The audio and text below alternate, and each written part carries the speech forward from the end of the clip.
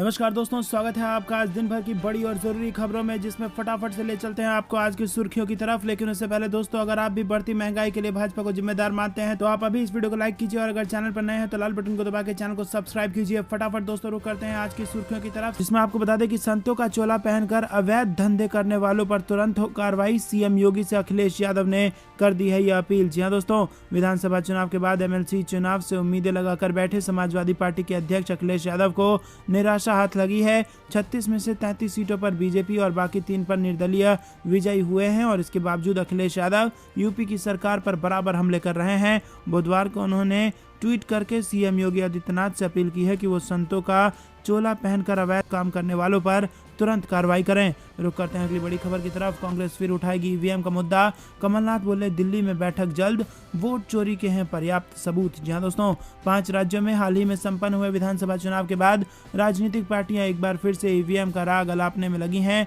बुधवार को मध्य प्रदेश कांग्रेस अध्यक्ष कमलनाथ ने दावा किया है कि विपक्षी राजनीतिक दल चुनाव में इलेक्ट्रॉनिक वोटिंग मशीन के इस्तेमाल के खिलाफ अभियान शुरू करने के लिए एक साथ आ रही है। कमलनाथ ने कहा कि अमेरिका, जापान, यूरोपीय देश समेत कोई भी विकसित देश ईवीएम का इस्तेमाल नहीं करते हैं। 2018 के एमपी चुनाव जीतने वाले कांग्रेस के नेता ने कहा कि इन देशों ने बैलेट पेपर के जरिए वोटिंग फिर से शुरू करने के लिए अपने कानून में संशोधन किया है। रुक करते हैं अगली बड़ी खबर की तरफ, जो कि हिमाचल प्रदेश से आ रही है। आम आदमी पार्टी का भाजपा पर जोरदार पलटवार, 18 नेता तोड़े। जी हाँ दोस्तों, हिमाचल प्रदेश विधानसभा चुनाव से पहले आम आदमी पार्टी ने बीजेपी को करारा झटका दिया है।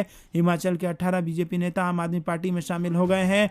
दिल्ली के स्वास्थ्य मंत्री और हिमाचल चुनाव के इंचार्ज सत्येंद्र जैन ने आम आदमी पार्टी में शामिल होने वाले सभी 18 नेताओं को पार्टी की टोपी और पटका पहनाकर उनका स्वागत किया। इस दौरान सत्येंद्र जैन ने कहा कि हिमाचल प्रदेश के ये सभी नेता अरविंद केजरीवाल के विकास मॉडल से प्रभावित होकर पार्टी में आए हैं। अच्छा लग रहा है कि हिमाचल प्रदेश में कैंपेन शुरू करने के साथ ही विरोधी पार्टी के मेहनती लोग आम आदमी पार्टी के विकास मॉडल से प्रभावित होकर पार्टी में शामिल हो रहे हैं। 301 सांसदों को घेरेगी महिला कांग्रेस, बना ये रणनीति। जहां दोस्तों, महंगाई के मुद्दे पर महिला कांग्रेस के नेता और कार्यकर्ता बीजेपी सांसदों के घर, दफ्तर और सार्वजनिक कार्यक्रमों का घेराव और सवाल पूछेंगी। इस बाबत महिला कांग्रेस अध्यक्ष नेटा डिसूजा ने सभी प्रदेश अध्यक्षों को जारी किया है। सूत्रों के मुताबिक महिला कांग्रेस के अध्यक्ष ने इसको लेकर राज्यवार बीजेपी के 301 सांसदों की सूची प्रदेश अध्यक्षों को भेजी है। दरअसल हाल ही में महिला कांग्रेस अध्यक्ष ने दिल्ली गुवाहाटी के इंडिगो फ्लाइट में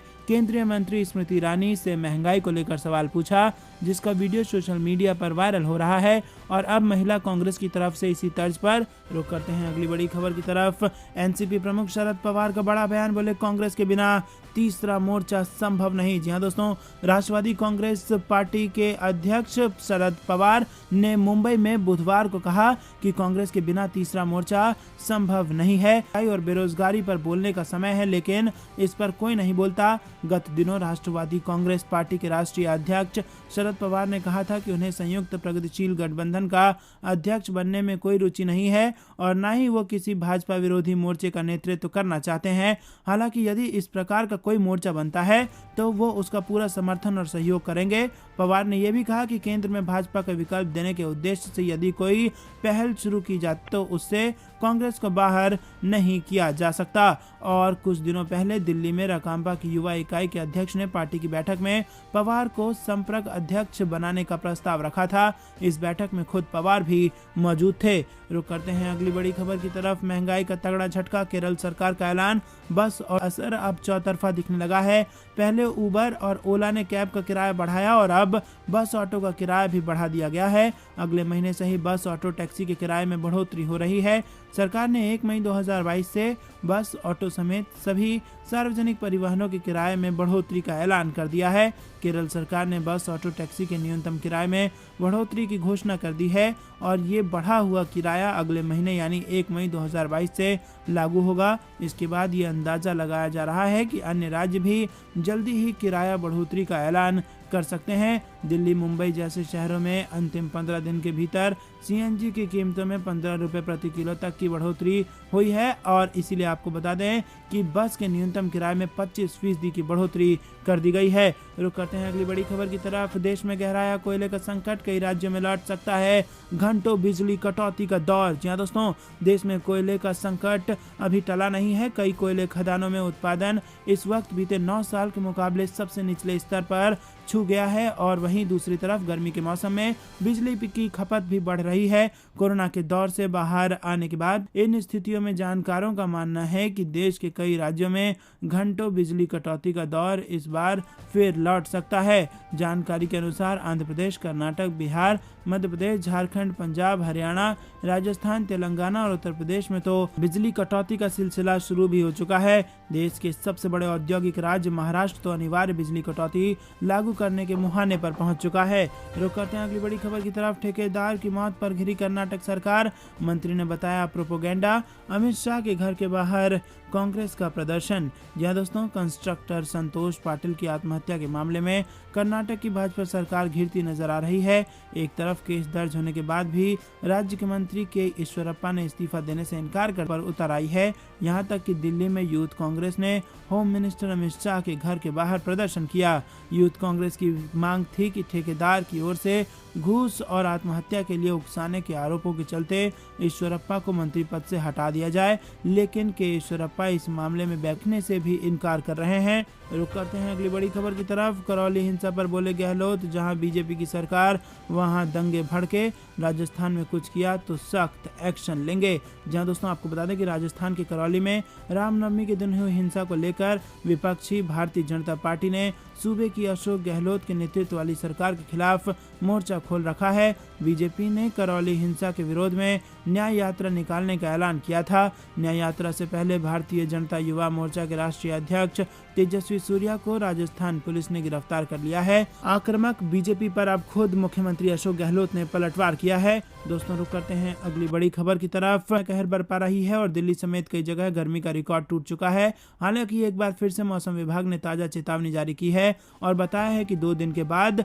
कम से कम 5 राज्यों में हीट वेव का कहर टूटेगा और इन 5 राज्यों में उत्तर प्रदेश, मध्य प्रदेश आदि शामिल हैं। जी हां दोस्तों, आपको बता दें कि मौसम विभाग ने ट्वीट करके जानकारी दी है कि पंजाब, दक्षिण हरियाणा, उत्तर प्रदेश, राजस्थान और मध्य प्रदेश में 15 अप्रैल 2022 से हीट वेव की स्थिति रहने वाली है।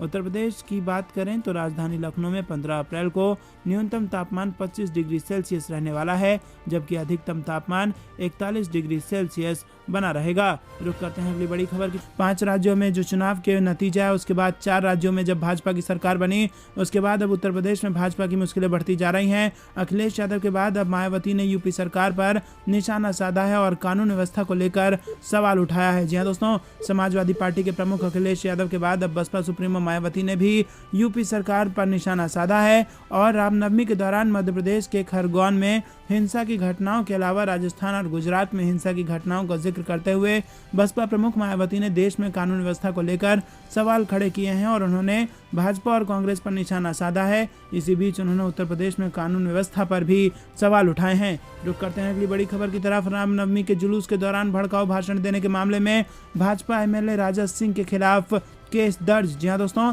हैदराबाद पुलिस ने मंगलवार को भाजपा एमएलए टी राजा सिंह के खिलाफ रामनवमी के पर्व पर आयोजित एक रैली के दौरान की गई कथित भड़काऊ टिप्पणी के लिए केस दर्ज किया है। पुलिस ने बताया है कि भाजपा एमएलए ने अपने भाषण व गीत के दौरान असंसदीय भाषा का प्रयोग किया था, जो विभिन्न धार्मिक वर्गों के बीच वैमनस्यता बढ़ा सकती थी। दरअसल भाजपा एमएलए टी राजा ने गत रविवार को सीताराम बाग से एक जुलूस की अगुवाई की थी। रैली के दौरान उन्होंने कहा था कि उत्तर प्रदेश के मुख्यमंत्री योगी आदित्यनाथ अब देश को साफ करने के लिए बुलडोजर का प्रयोग करेंगे और इसे जल्द ही हिंदू राष्ट्र में बदल देंगे। भाषण के अलावा एमएलए का एक और वीडियो भी सोशल मीडिया पर जमकर वायरल हुआ था, जिसमें वो जो राम का नाम न ले उसको भारत से भगाना है गाना गाते हुए देखा जा सकता है। दोस्तों रुक करते हैं अगली बड़ी खबर की तरफ। एक नहीं 1 लाख FIR दर्ज हो जाएं तो भी डरूंगा नहीं और बोलता रहूंगा, दिग्विजय सिंह का बड़ा बयान। जी हाँ दोस्तों, कांग्रेस के वरिष्ठ नेता दिग्विजय सिंह ने बुधवार को कहा कि वो सांप्रदायिक उन्माद के खिलाफ बोलते रहेंगे, भले ही उनके खिलाफ